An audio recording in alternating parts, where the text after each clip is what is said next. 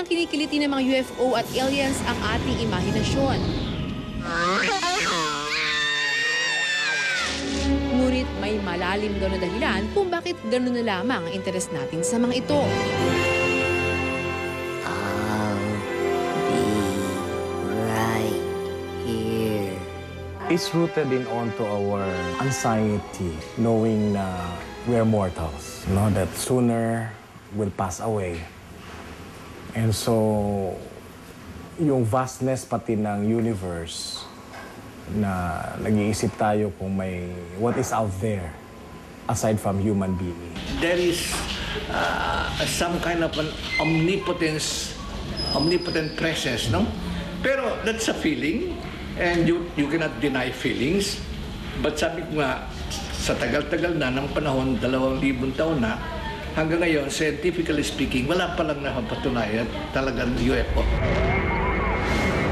Ngunit para kay Tony Israel na nagpakilalang ufologist o eksperto pagdating sa mga UFO, hindi raw dapat baliwalain ang di umano'y pagpaparamdam ng mga UFO.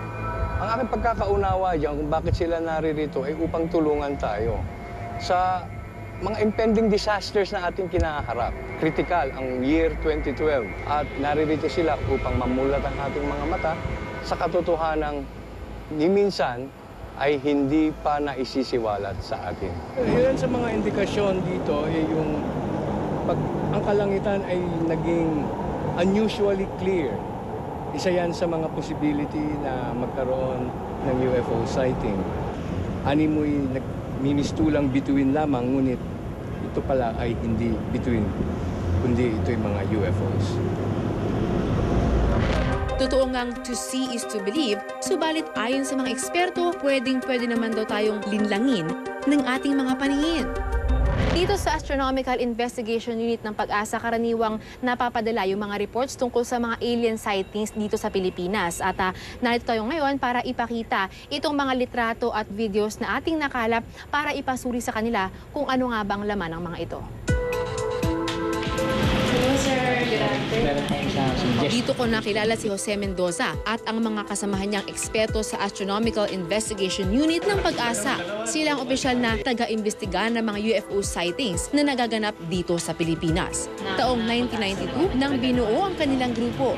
Sa tagal na raw nilang nag-iimbestiga, wala pa raw silang napatotohanan ni isa sa mga inireport sa kanilang UFO sightings. Ano-ano pong klase mga reports yung dumating sa office natin? Marami mga sightings, So yung iba nabigyan namin ng sagot.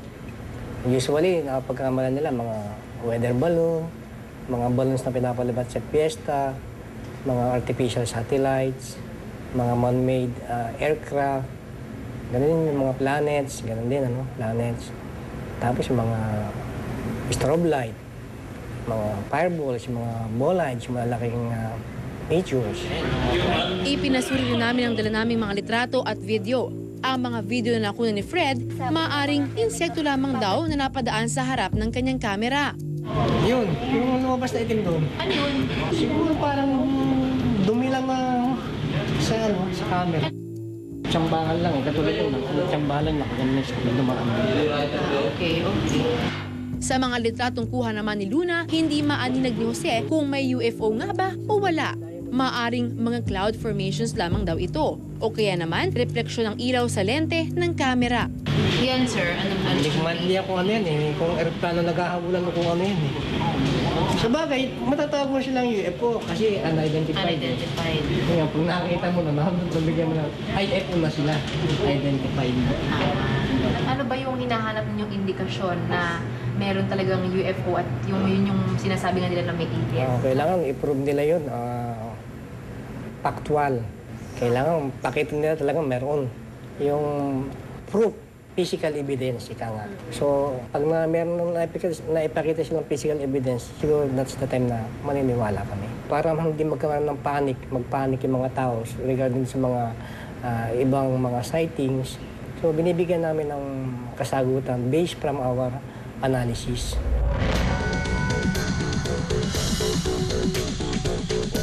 Maging ang video expert na si Brian, duda sa mga ipinakita namin video na di umano UFO sightings. Para sa akin, mukha naman siyang walking stick yung insect na type of insect na mukhang stick talaga.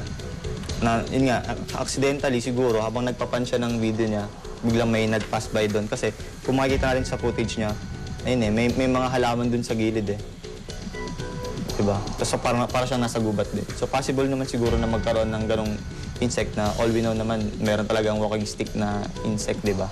Feeling ko naman kaya siyang i-achieve. Isang stick lang na gumanon. Yan, mukhang nakakagawa na ako. Isang manipis sa isang parang makapal. May stick na ako na nakakabit doon. Doon hindi siya kamukhang-kamukha talaga nung nakita natin, pero kaya ko siyang gawin. Siya dumabilis yun sa kanya. Ayan, kunyari, ayun. Nagawa ko na siya. Di ba? Pag sa photos, madali lang siyang ipaliwanag actually. Yung mga clouds, di ba? Sabi niya, lion. Rabbit nga, kahit tao, kaya ma-form dito. Pwedeng sa camera natin, pwedeng yung camera mo is kunyari. For example, yung camera natin is meron siyang lens filter.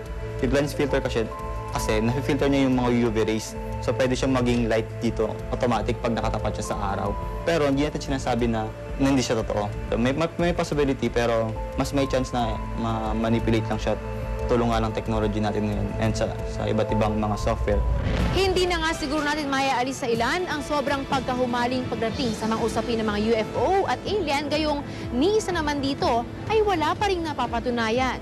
Pero sa huli, totoo man ito o hindi, ang pinaka-importanting mensahe para sa lahat ay ang maging mas mapanuri tungkol sa mga bagay-bagay at kaganapan sa ating mga buhay. Patuloy na magbabantay sa mga isyu ng bayan, ako po si Rida Reyes, kasama sa iisang brigada.